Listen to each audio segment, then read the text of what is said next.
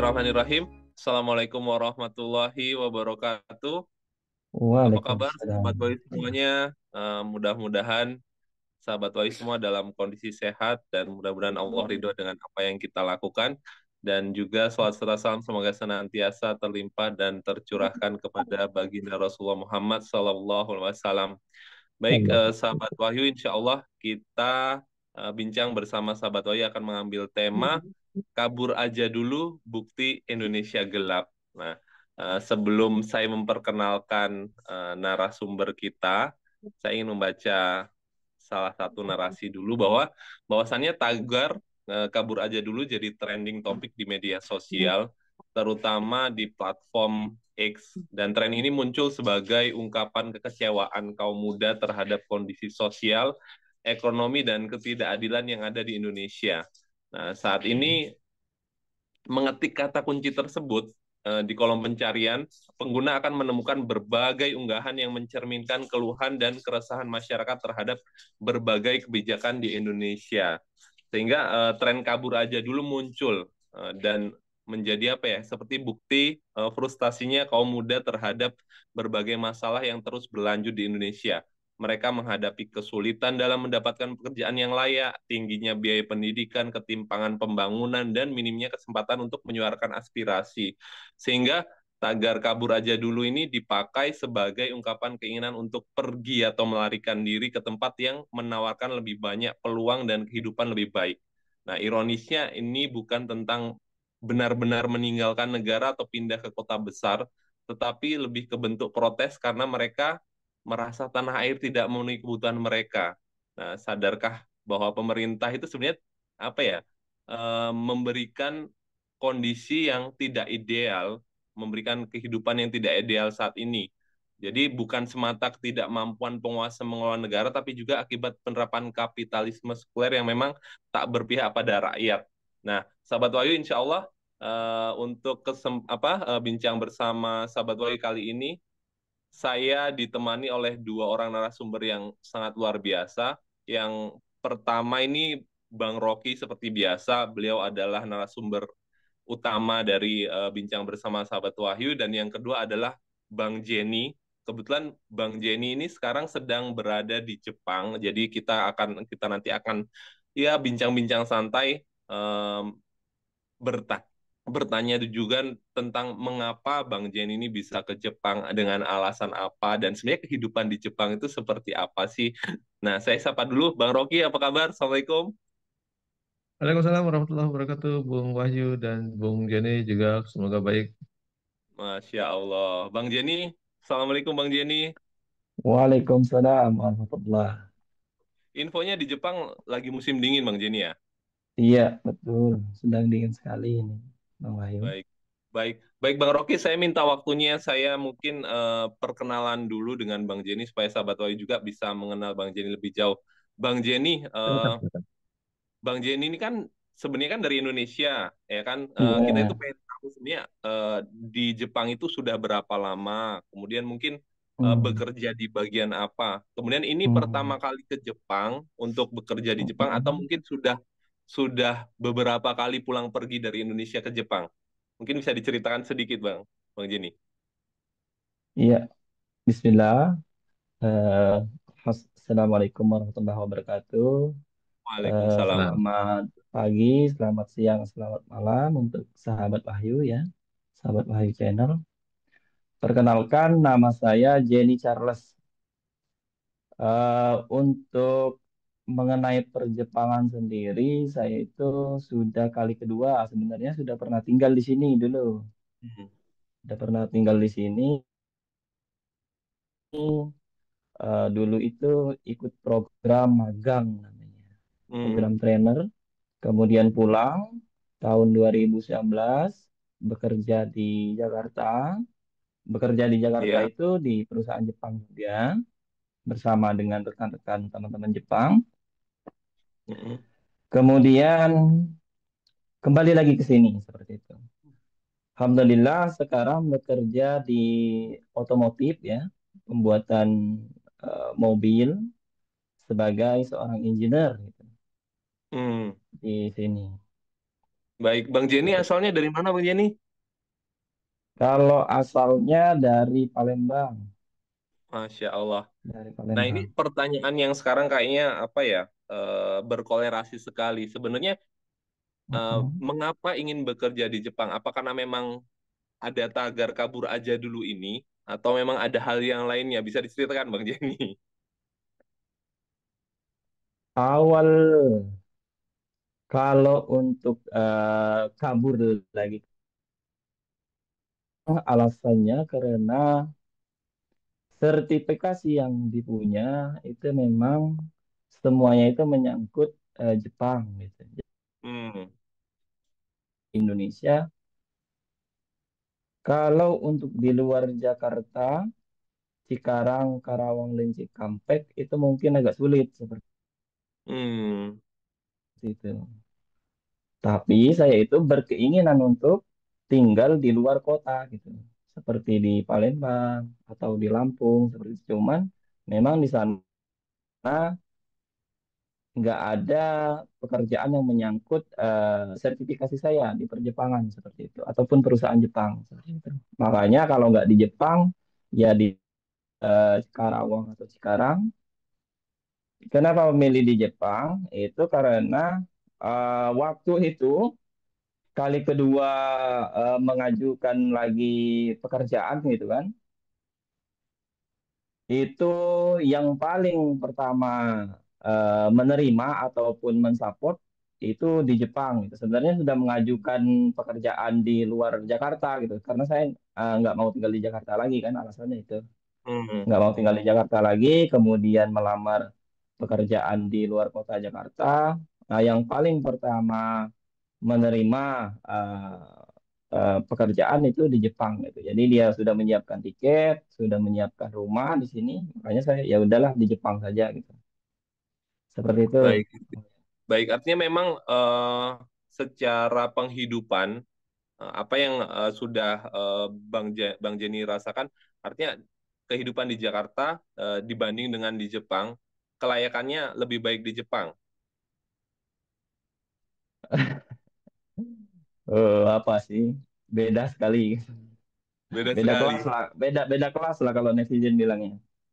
Nah, kira-kira apa saja? Ini kan menjadi mungkin salah satu hal pemicu salah satunya ya, kenapa memang fenomena kabur aja dulu ini sekarang menjadi sesuatu yang apa ya, sedang trending dan memang nggak sedikit anak negeri ini yang memang berada di luar negeri begitu Bang Jenny. Mm-mm. Faktor utama karena memang saya di sini selain daripada bekerja, eh, saya juga sedikit bergaul ya, bergaul artinya bersama teman-teman. Faktor utamanya memang di ekonomi. Hmm, Ya.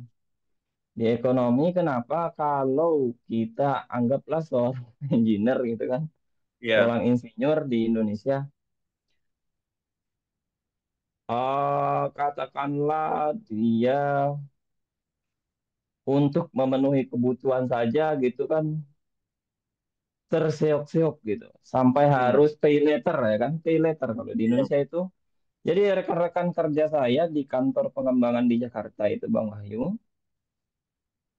em, maaf maaf nih kan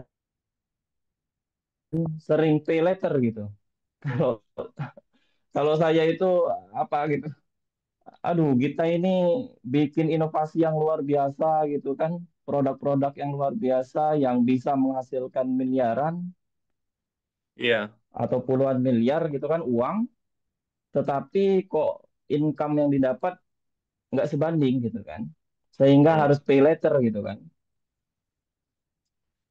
Nah, disitulah mungkin alasan utamanya mungkin ya, Bang Wahyu. baik, baik, baik. Artinya memang kesejahteraan ini menjadi salah satu faktor yang apa ya, yang menyebabkan anak-anak negeri ini merasa memang lebih dihargai di luar negeri ya. Oke, Bang Jenny, ditahan dulu. Saya ingin Ya, ngobrol-ngobrol juga dengan Bang Rocky. Bang Rocky, kira-kira apa pendapat Bang Rocky tentang fenomena kabur aja dulu, Bang Rocky, di mana memang beberapa hari belakangan ini juga santer terkait tagar Indonesia gelap Bang Rocky. Artinya memang kabur aja dulu ini menjadi bukti bahwa Indonesia gelap. Apa pendapat Bang Rocky? Ya, memang kalau kita lihat apa yang disampaikan oleh Bang Jenny ini mungkin salah satu di antara banyak fenomena para generasi muda kita yang memang merasakan hal yang tersebut. Tapi kan bukan hanya generasi muda, generasi tua Hmm. juga sama saja. Hampir semua merasakan bagaimana tingkat kesejahteraan kita jauh lah, kira-kira gitu. Iya.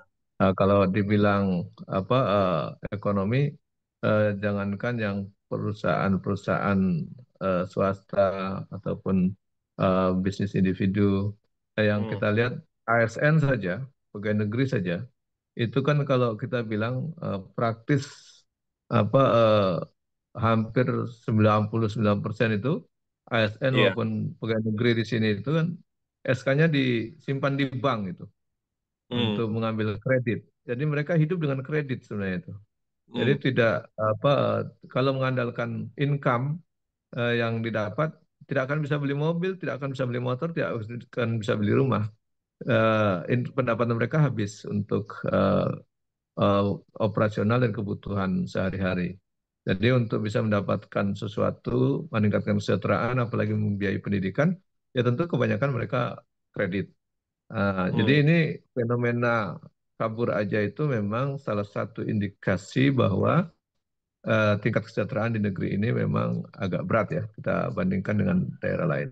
Kedua, dari sisi eh, jaminan keamanan dan kenyamanan, memang Iya. kita bisa melihat bahwa di tempat lain tentu mungkin mereka merasa lebih nyaman, lebih enjoy, lebih mendapatkan apresiasi gitu.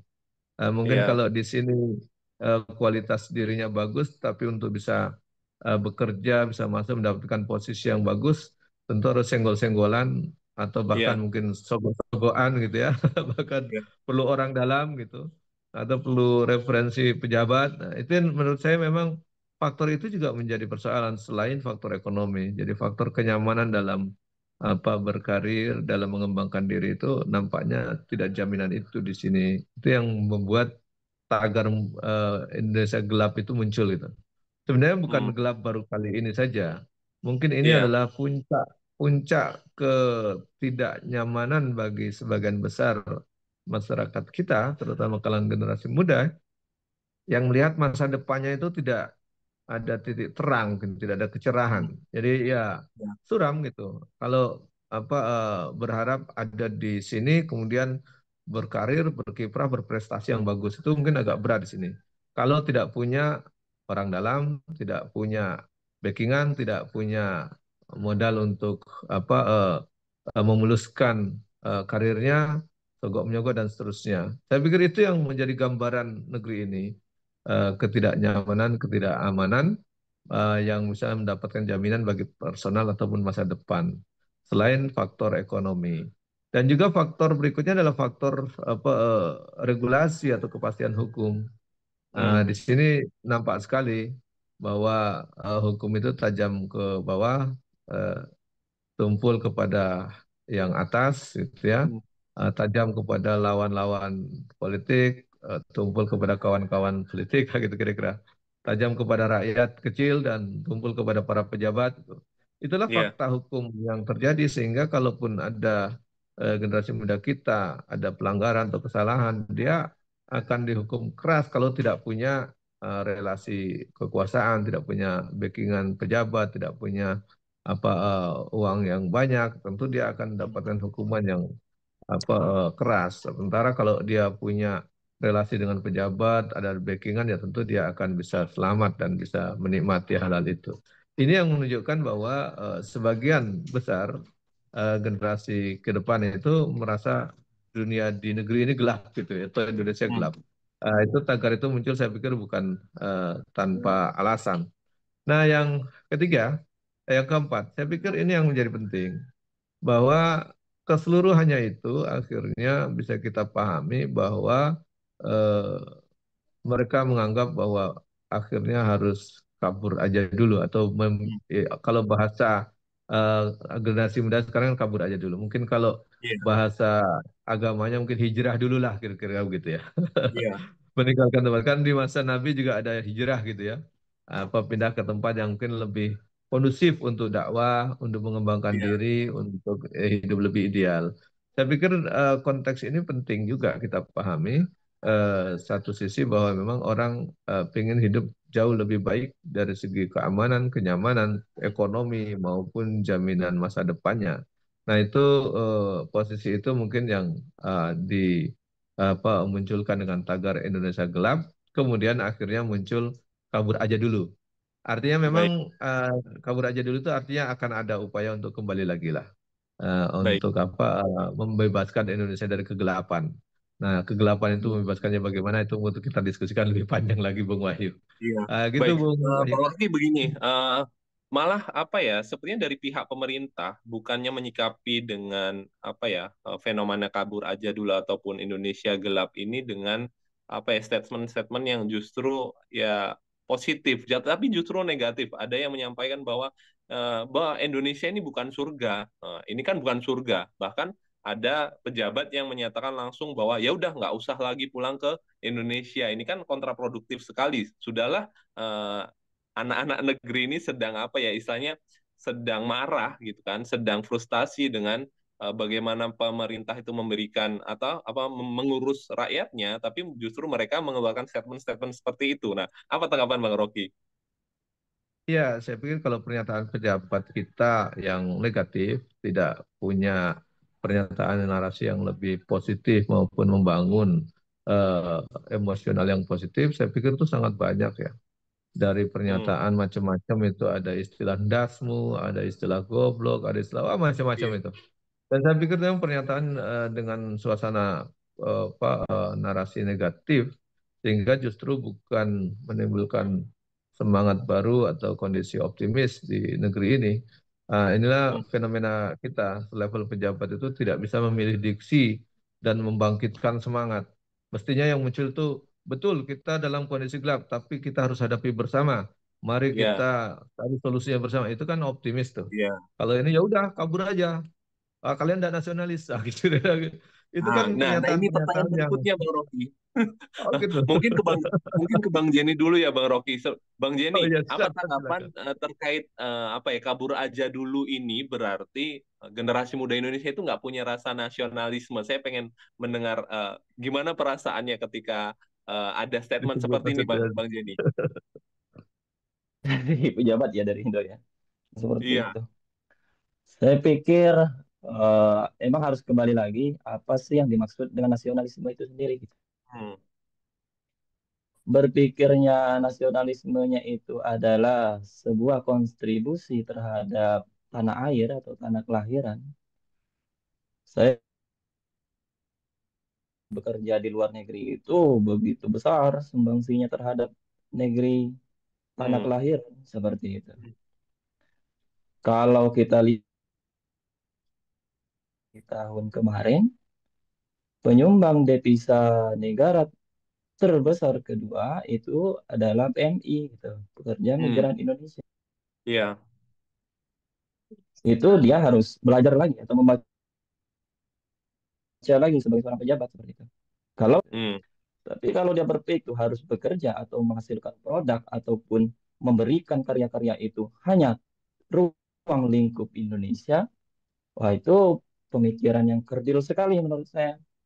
Karena sebagai anak muda harusnya berpikirnya internasionalisme gitu kan, internasionalisme Hmm. lebih luas lagi seperti itu. Kalau terpaku di Indonesia saja, apalagi sebagai pemuda Muslim ya kan, karena saya Muslim, Iya. itu harusnya lebih luas lagi karena kita harus menjadi rahmat untuk semesta alam kan seperti itu. Jangan terpaku hanya di Indonesia, di nasionalis gitu, Hmm. sehingga kita tidak memberikan kebaikan-kebaikan kita di tempat lain gitu. Artinya kita harus mensumbangsikan karya terbaik ataupun hal yang kita bisa lakukan terbaik di tempat kita berada dimanapun. Seperti itu, Hmm. Bang Wahyu. Baik. Menurut saya. Baik. Baik, artinya pemerintah tidak juga langsung menjudging ya, menjudge bahwa anak-anak negeri yang sedang keluar negeri ini tidak nasionalisme. Bang Rocky, ini menjadi menarik. Sebenarnya nasionalisme ini apakah memang masih relevan dengan kondisi saat ini jika dikaitkan dengan fenomena kabur aja dulu, Bang Rocky? Ya, ini kan cara berpikir ya. Saya setuju dengan Bang Jenny tadi ya. Cara pandang, cara berpikir. Memang dalam konteks berpikir itu ada istilah think locally, act globally, atau sebaliknya think globally, act locally gitu ya. Iya. Berpikir global, aktivitas lokal, atau berpikir lokal tapi aktivitas global itu. Ada fenomena itu yang mereka sampaikan untuk generasi-generasi berikutnya. Tapi begini, itulah cara pandang. Memang kalau kita melihat tadi disinggung bahwa sebagai Muslim cara pandangnya memang harus global karena Muslim itu sudah menggariskan bahwa kita itu rahmatan lil alamin, bukan hanya rahmat bagi Indonesia saja, bukan hanya rahmat bagi Papua, bukan hanya rahmat bagi Sumatera, tapi harus global. Dan saya pikir justru kalau fenomena hari ini memang ada istilah fenomena borderless, Hmm, menghilangkan sekat-sekat nasionalisme itu gitu. Karena iya. nasionalisme ini kan sebenarnya dulu produk sejarahnya itu produk sejarah untuk memecah belah suatu bangsa yang sedang melakukan perlawanan terhadap pendudukan atau penjajahan. Jadi Hmm, eh, berbagai negara-negara Barat dulu kan dengan semangat 3G-nya, Gold, Glory, iya, dan Gospel, iya. gospelnya itu kan mereka menjajah berbagai daerah-daerah di dunia ini. Supaya mereka tidak bersatu, maka diciptakan sekat-sekat nasionalisme itu. Sehingga dengan sekat nasionalisme itu, suatu daerah yang sedang dijajah, dia tidak bisa minta bantuan daerah lain, dan daerah lain itu merasa bukan dia bagian dari daerah itu. Itu yang Hmm, dilakukan sekat-sekat model untuk memperlemah perlawanan para penjajah. Dan itu dikembangkan terus sampai negara modern. Supaya negara-negara kecil, negara-negara yang baru merdeka, baru membangun itu tidak punya kekuatan untuk melawan negara-negara besar. Nah, gitu. hmm, Jadi negara besar itu akan terus eksis menjadi negara adidaya, sementara negara-negara kecil itu tetap menjadi negara-negara satelitnya atau negara-negara pembebeknya. Kan ada negara itu levelnya, ada negara Daulatul Ula, negara adidaya, Daulatul Ula, Daulatul Mustaqilah atau negara yang mandiri, sampai Daulatul Mutabi atau negara yang membebek atau mengikuti gitu. Nah, jadi kalau kita lihat dari situ memang konsep nasionalisme ini sebenarnya sudah eh, tidak begitu laku di era global ini. Kita lihat fenomena Eropa itu kan berusaha untuk melepaskan borderless, melepaskan hmm, sekat-sekat kebangsaan itu. Nah, iya. sementara kita baru keluar sedikit langsung dituduh tidak nasionalisme, itu anti nasionalisme. Tapi kan memang konsepnya aja udah keliru dan cara Iya. berpikirnya memang masih berantakan ya, tidak punya cara berpikir yang baku ataupun cara berpikir yang tertata rapi gitu. Saya pikir ini yang menurutnya kelemahan kita bersama. Makanya kalau kita lihat eh, apalagi dilakukan oleh para pejabat menyatakan itu, kita bisa mengukur bagaimana kondisi negeri ini untuk bisa bangkit menyaingi negara-negara maju hari ini tentu sangat berat.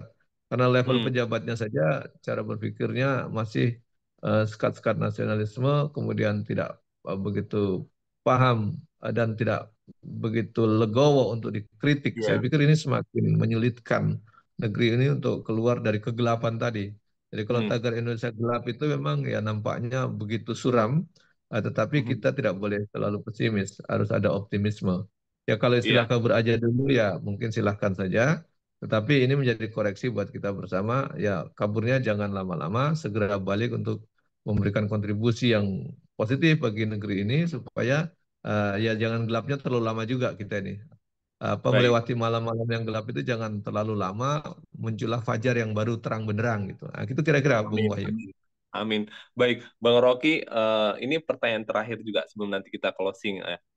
Bagaimana Islam memandang kondisi generasi muda pada saat itu? Adakah memang kisah atau apa sejarah atau contoh real yang pernah terjadi dalam kepemimpinan Nabi atau pada masa kekhalifahan setelahnya, Bang Rocky? Ya, kalau cara pandang Islam dalam catatan sejarah itu sangat mendorong dan mengharapkan pemuda itu tampil di depan dan Hmm. menjadi agen-agen perubahan, menjadi agen-agen yang memberikan rahmatan lil alamin. Kita lihat ya para pemuda. Kalau kita lihat di masa Nabi itu, Ali bin Abi Thalib itu sangat muda ketika masuk Islam, Hmm. tapi dia mendapat julukan gudangnya ilmu dia. Dan bahkan hampir setiap peperangan sebelum mulai perang itu ada istilah perang tanding dulu, Hmm. person lawan person. Nah itu yang maju Iya. memang pemuda duluan tuh Ali yang maju itu dan selalu dia mengalahkan semua orang yang dihadapi. Jadi sebelum perang besar, perang kecil dulu. Nah itu yang dimajukan pemuda itu. Dan Ali itu waktu itu sangat muda dan menjadi idola untuk maju dan selalu menang dia untuk meruntuhkan mental lawan. Di dalam catatan sejarah begitu banyak pemuda-pemuda Muslim yang tampil sangat luar biasa, memberikan catatan sejarah dalam peradaban dunia, bukannya peradaban Islam. Kita bisa melihat, saya kasih contoh ya, Muhammad Iya. Al-Fatih itu menaklukkan Konstantinopel, suatu negara yang sangat adidaya kala itu dengan usia 21 tahun. Itu pemuda itu. Dia bisa mengembangkan diri dan bukan berpikir lokal di level Utsmani waktu itu, tapi sudah berpikir bagaimana menaklukkan negara adidaya yang sekian ratus tahun itu tidak bisa ditaklukkan oleh pasukan manapun. Nah, dia punya Hmm. obsesi itu. Kita harapkan pemuda-pemuda itu muncul seperti itu. Kalau hari ini Iya. Indonesia gelap, kita ingin ada pemuda itu yang punya obsesi menaklukkan. Nah, kalau yang bikin gelap siapa? Amerika mungkin yang bikin gelap, Iya. tambang-tambang dikuasai asing-asing. Nah, dia harus punya berpikir itu untuk bisa menaklukkan itu kembali, membebaskan kegelapan itu. Nah, itu yang harusnya muncul di generasi muda kita. Oke lah kalau sebagian harus hijrah dulu, kalau bahasa saya tidak Iya. kabur ya. Ya kabur itu Iya. kan memang bahasanya agak agak bahasanya tidak bertanggung jawab lah kalau bahasa kabur itu. Tapi mungkin itulah istilah yang menggambarkan bagaimana ya lebih baik kabur dulu gitu. Tapi bagi Iya. saya mungkin kalau dalam kisah sejarah itu kan ada istilah hijrah itu. Hijrah itu artinya untuk keluar mencari posisi yang lebih baik demi kebaikan dakwah, demi kebaikan pembangunan ke depan, masa depan. Kemudian yang paling penting kembali menaklukkan. Nabi itu kan hijrah, kemudian 10 tahun kemudian menaklukkan kembali Mekah yang dulu ditinggalkan dan Hmm. membebaskan Mekah dari berhala-berhala, dari berhala faktual resmi yang real dengan berhala-berhala pemikiran yang ada waktu itu sehingga bisa bebaskan penduduk Mekah itu yang akhirnya menjadi Mekah Al-Mukarramah. Jadi sementara Madinah menjadi Madinatul Munawwarah, Madinah yang bersinar tempat hijrah itu. Nah, saya pikir itu kalau kalau pemuda-pemuda hari ini punya semangat untuk memperbaiki semangat hijrah itu menurut saya luar biasa. Ya mungkin kalau dibahasakan kabur tidak apa-apa lah, tapi diubah semangat kaburnya itu dengan semangat untuk memperbaiki diri hijrah dan ingin membebaskan kembali kegelapan yang ada di negeri yang ditinggalkannya itu. Dan tapi bukan hanya Indonesia sih yang gelap hari ini. Kita tahu dunia yang lain juga gelap. Ada Hmm. Palestina, ada Rohingya, ada macam-macam gelap semua itu. Iya. Termasuk negeri ini mungkin dibilang gelap itu, ya segeralah itu kita cari bagaimana cara supaya negeri-negeri ini bisa terang Iya. dengan konsep Islam yang rahmatan lil alamin itu menjadi terang benderang. Dan negara-negara yang membuat gelap, itu tentu harus diberi pelajaran untuk disadarkan bahwa kelakuan mereka itu membuat negeri-negeri lain gelap dan tidak mendapatkan cahaya. Dan dengan Islam rahmatan lil alamin, mudah-mudahan menjadi rahmat dan negara-negara gelap itu bisa menjadi terang kembali. Saya pikir itu yang perlu kita pahami dari para generasi muda. Silakan kalau memang tidak bisa berkembang di sini ya hijrah. Ya kabur aja dulu nggak apa-apa, tapi harus ada konsep bahwa bukan Iya. sekedar kabur, punya keinginan besar untuk membebaskan negeri-negeri ini dari kegelapan. Ya tentu cara membebaskannya salah satu yang bisa membebaskan dan memberikan kecerahan ya tentu dengan Islam rahmatan lil alamin tadi. Bagaimana konsepnya itu perlu kita pelajari lebih jauh lagi. Begitu Bang Wahyu. Baik, Masya Allah luar biasa. Memang seharusnya ya generasi kita ini harus optimis seperti Hmm. itu ya. Dan tadi pesan dari Bang Rocky, kaburnya tolong jangan lama-lama. Nah, Bang Rocky dan Bang Jenny, sepertinya kita sudah di penghujung waktu. Namun sebelum kita tutup, saya ingin mendengarkan closing statement dari kedua narasumber bincang bersama sahabat Wahyu. Sekaligus ini pertanyaan terakhir buat Bang Rocky, buat Bang Jenny ya, maaf. Bang Jenny sebenarnya ada pesan-pesan nggak atau apa yang diharapkan untuk anak-anak negeri ini yang memang saat ini berada di luar negeri? Apakah memang tadi ingin tinggal di sana selamanya gitu, atau mungkin seperti nasihat Bang Rocky, kita seharusnya pulang dan membangun negeri ini. Nah itu sekaligus nanti menjadi closing statement dan seperti biasa nanti setelahnya closing statement dari Bang Rocky. Silakan Bang Jenny. Iya, insya luar biasa ya dari Bang Rocky tadi ya. Kalau saya sendiri, sekarang keluarga semua sudah di sini. Hmm, Kemudian saya juga adalah pekerja tetap hmm, yang nggak terbatas seperti itu. hmm, Artinya sudah bisa dui kewarganegaraan ataupun bertempat tinggal di dua negara. Kalau kondisinya tidak memungkinkan ataupun gelapnya semakin berlarut, ya demi masa depan anak mungkin lebih baik di sini. Ya, karena Islam juga hmm, tumbuh dengan baik di sini dan luar biasa gitu. Karena di sini orang berpikir dan Islam itu dapat diterima secara menyeluruh dengan baik. Ya, hmm. saya pikir di sini dulu. Oh, di masa mendatang Iya, mungkin Set- saya akan kembali ke tanah kelahiran untuk memberikan kontribusi, baik kontribusi ilmu konvensional yang iya. didapat di sini ataupun ilmu Islam yang rahmatan lil alamin untuk disebarkan atau didakwahkan kepada saudara-saudara kita di tanah kelahiran seperti itu. Baik, Masya Allah. Ini statement terakhir ini juga sebenarnya saya ingin mengulik lebih jauh lagi. Ternyata anak-anak negeri yang sekarang berada di luar negeri pun masih apa ya menyampaikan Islam gitu. Artinya mereka tidak kehilangan jati dirinya gitu, tidak hedon. Mungkin nanti kita akan berbincang-bincang lagi di sesi selanjutnya. Insya Kemudian Allah, selanjutnya insya Allah. closing statement dari Bang Rocky. Silakan Bang Rocky. Ya, saya ingin menegaskan justru bukan di generasi muda yang memiliki tagar kabur aja dulu. Iya. Justru kepada para penguasa negeri ini mestinya menyadari kembali tugas Hmm, mereka itu apa untuk hmm, menjaga anak-anak kita, menjaga apa keluarga kita, menjaga negeri ini dari tangan-tangan jahat luar yang mestinya iya. bisa dicegah sehingga anak-anak negeri ini mendapatkan apa yang bisa mereka dapatkan Hmm, termasuk begitu kayanya sumber daya alam kita. Kenapa yang menguasai justru perusahaan-perusahaan asing dan asing misalnya. Termasuk kebijakan-kebijakan yang dimunculkan kenapa berpihak kepada asing dan asing gitu ya. Kenapa juga justru malah pernyataan-pernyataan itu tidak memberikan support positif kepada generasi berikutnya, malah justru membuat generasi negatif, bahkan menuduh tidak nasionalis dan seterusnya. Saya pikir ini yang harus diubah dari para penguasa negeri ini, para pejabat di negeri ini, untuk segera menyadari bahwa kalau kelakuan mereka tidak diubah, cara pandang juga tidak diubah, kebijakannya juga tidak diubah dan berpihak kepada tidak berpihak kepada rakyat, tidak berpihak kepada hmm, generasi ke depan kita, maka negeri ini akan terus gelap.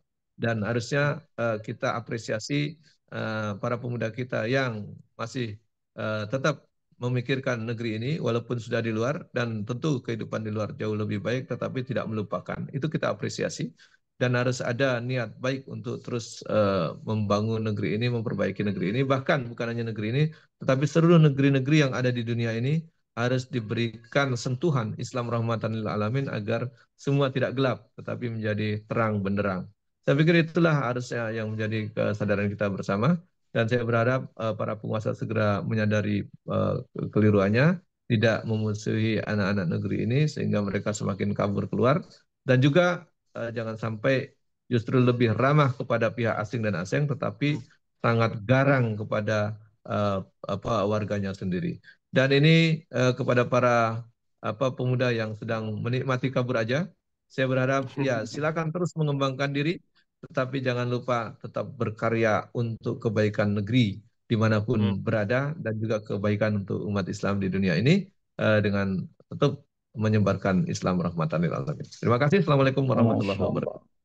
Waalaikumsalam warahmatullahi wabarakatuh. Waalaikumsalam warahmatullahi wabarakatuh. Luar biasa sekali bincang bersama sahabat Wahyu untuk sesi kali ini. Saya sangat bahagia karena memang kita juga ditemani oleh Bang Jenny yang sekarang berada di Jepang. Dan terima kasih banyak Bang Jenny atas waktunya. Ya, Mudah-mudahan sehat sama-sama. semuanya yang ada di sana. Insya Allah nanti kita Amin, mungkin amin ya kedepannya Rob. akan sesekali undang Bang Jenny untuk ngobrol-ngobrol lagi. Dan Bang Rocky juga terima Insya kasih Allah, banyak atas insya Allah. waktunya. Dan Ya, kepada sahabat Wahyu yang ingin memberikan komentar atau tanggapannya terkait tema kita, kabur aja dulu bukti Indonesia gelap. Nah, silahkan diberikan komentarnya di kolom komentar yang tersedia. Saya Witomo undur diri, mohon maaf atas segala kesalahan. Sampai bertemu lagi di bincang bersama sahabat Wahyu sesi selanjutnya. Akhirul kalam, assalamualaikum warahmatullahi wabarakatuh. Assalamualaikum. Waalaikumsalam warahmatullahi wabarakatuh.